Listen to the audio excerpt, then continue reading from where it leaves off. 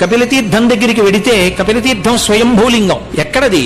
ఎక్కడో పాతాళలోకంలో భోగవతి అనబడేటటువంటి పేరుతో ఉన్నటువంటి గంగానది ఒడ్డున కపిల మహర్షి తపస్సు చేస్తుండేవారు. అక్కడ ఉన్న కపిల తీర్థమే సాక్షాత్తుగా భోగవతి నది కింద ఉన్న గంగ పైకి ఉబికింది. అందుకే కార్తీక మాసంలో వచ్చేటటువంటి పర్వదినాల్లో పౌర్ణమి మొదలైనటువంటి రోజుల్లో మధ్యాహ్నం 12 గంటల నుంచి మధ్యాహ్నే దశనాడికాహ ఒక్క 10 నిమిషముల పాటు సమస్త బ్రహ్మాండములలో ఉన్న తీర్థాలు కపిల తీర్థంలో ఉన్న తీర్థంలోకి ప్రవేశిస్తాయి. ఆ సమయంలో అక్కడ స్నానం చేస్తే ఇక సమస్త బ్రహ్మాండములలో ఉన్న తీర్థాల్లో స్నానం చేసినాయి. కపిలతీర్థం దగ్గరికి వెడితే కపిలతీర్థం స్వయంభూలింగం. ఎక్కడది?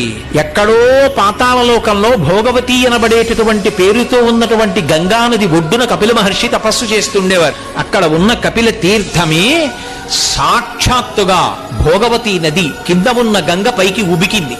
అందుకే కార్తీక మాసంలో వచ్చేటటువంటి పర్వదినాల్లో పౌర్ణమి మొదలైనటువంటి రోజుల్లో మధ్యాహ్నం 12 గంటల నుంచి మధ్యాహ్నే దశనాడికాహ ఒక్క 10 నిమిషముల పాటు సమస్త బ్రహ్మాండములలో ఉన్న తీర్థాలు కపిల తీర్థంలో ఉన్న తీర్థంలోకి ప్రవేశిస్తాయి.